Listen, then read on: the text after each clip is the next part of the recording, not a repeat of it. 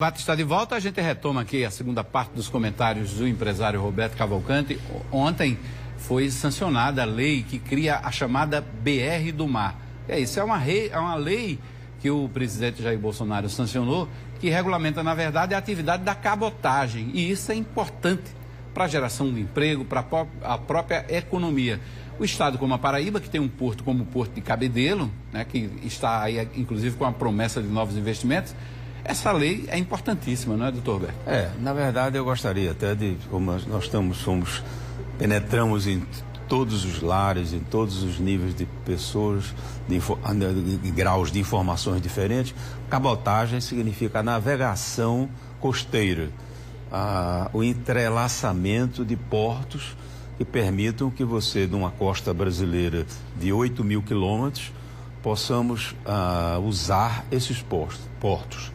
Isso acontecia no passado com muita força. Falando a nível de Brasil, virada do século passado, de 1899 para o século 1900, nós temos, por exemplo, narrativas da história de Delmiro Gouveia, que foi um empresário cearense, nascido no Ceará e criado em Pernambuco, em Alagoas, e que ele importou uma fábrica de linhas e montou a primeira hidroelétrica do Nordeste, usando o São Francisco, as águas do São Francisco, na região próxima a Paulo Afonso, que era a cidade da Pedra, hoje Delmiro Gouveia.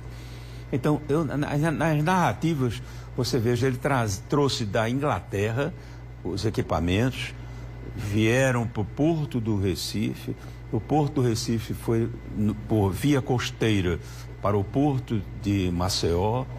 O Porto de Maceió foi para um porto dentro do Rio São Francisco, já exatamente se aproximando, e depois transportado de via ferroviária para a cidade de Pedra, que era um terminal ferroviário feito no em 1860 e poucos, quando foi feita essa malha viária de trens no Brasil. Então você veja, no século passado, no início do século passado, o Brasil era bem servido de trens e era bem servido de portos,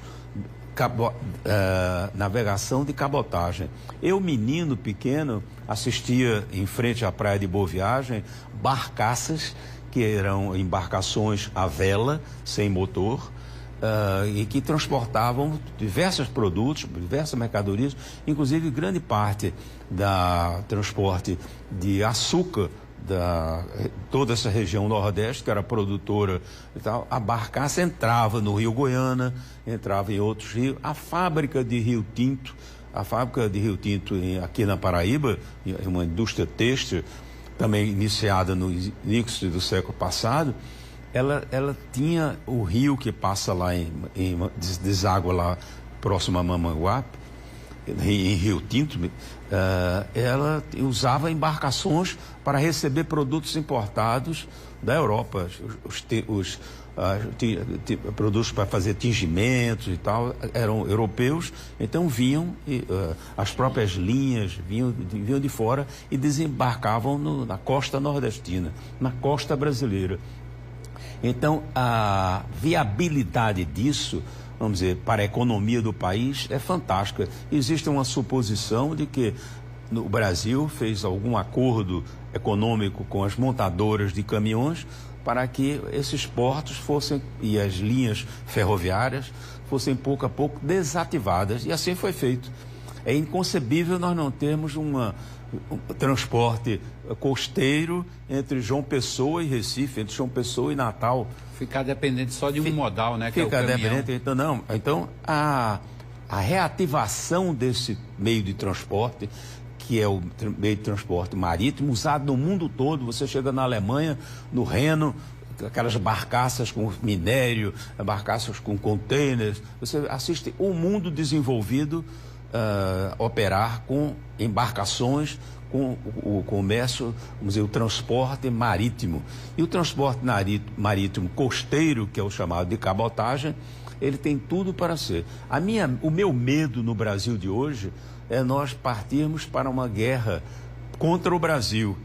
Um determinado governo faz um decreto permitindo com que volte a aproveitar esse meio de transporte e, ideologicamente, um grupo combata. Por quê? Porque foi um determinado gestor público que teve isso. Acontece domesticamente, a prefeitura faz uma coisa, essa guerra política atual, vamos dizer, é não permitir que o outro faça, não permitir que dê certo.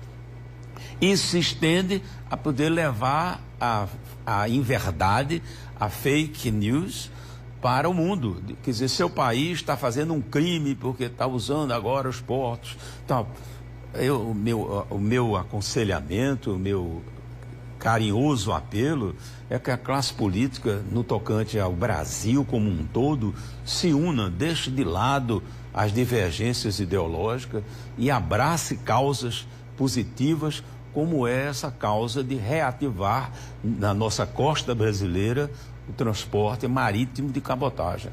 Seria um pacto de neutralidade. Eu acho que quando se tiver em jogo o desenvolvimento do país, tem que se deixar de lado essa queda de braço de quem vai ser o próximo presidente e tem que destruir o presidente atual, independente de quem ele seja. Mas a coisa é tão politizada que nós acompanhamos até nos Estados Unidos, a guerra cessou um pouco, mudou o presidente, cessou um pouco, só porque um determinado presidente tinha uma característica mais voltada para um determinado lado político, de lá, nada a ver conosco, e que era um confronto. Eu estudei em Nova York há 4 anos atrás, quando estava próxima à eleição do ex-presidente dos Estados Unidos, e eu na escola não tinha coragem de dizer o que é que eu pensava politicamente. Porque se por acaso a maioria dos professores pensavam no sentido de que eram contrárias ao Trump, e se eu transmitisse que era favorável ou não, mas eu só por ser estrangeiro para dar uma opinião, eu seria, na verdade, crucificado lá. Então, essa briga, ela não é brasileira, ela é mundial. Mas como nós estamos tendo que defender o Brasil, que é o nosso país, então eu faço um apelo que a classe política, singelo, porque minha força política é diminuta, mas pelo menos eu tenho que ir como beija-flor para apagar o incêndio da floresta, jogar minhas gotículas de água.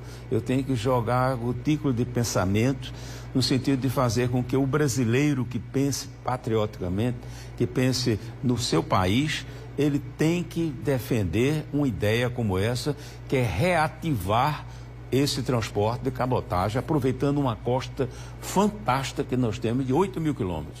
A gente tem hoje uma polarização no país bem mais, vamos dizer assim, diferente do que a gente via tempos atrás, né? Tem políticos que resistiram à polarização, quando saíram da vida pública, continuaram como referências. Exatamente. Eu tenho um caso, essa semana foi o aniversário de Hermano Almeida.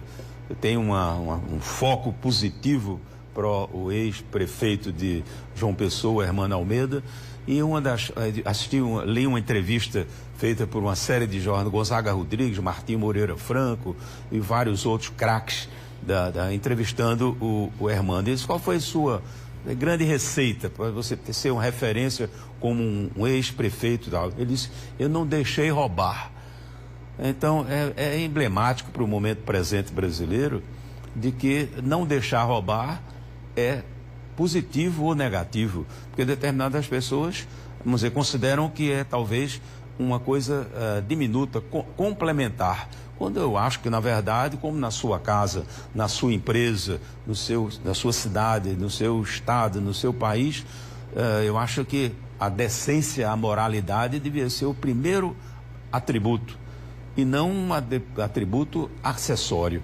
Então, eu acho que a população brasileira, nessas eleições, quer seja para eleger um deputado estadual, para eleger um deputado federal, um senador, um governador, um presidente da República, ele deve, em todos esses casos, fazer uma análise da qualidade moral, do histórico moral dos candidatos, para poder, então, nós termos uma mudança de ciclo da consciência política brasileira, que hoje, lamentavelmente, está muito considerada, vamos dizer, o crime é acessório e não o crime é o principal. Pois é, deveria inverter essa pirâmide aí. Doutor Roberto Cavalcante, muito obrigado aí. Mais foi uma vez, rápido hoje, né? Foi rápido, né? Mas é assim, passa rápido mesmo. Mas a gente teve aí um tempo muito bom falando desses temas tão importantes. Obrigado mais uma vez. Quinta-feira, de volta aqui. Meu abraço. Bom, e o primeiro programa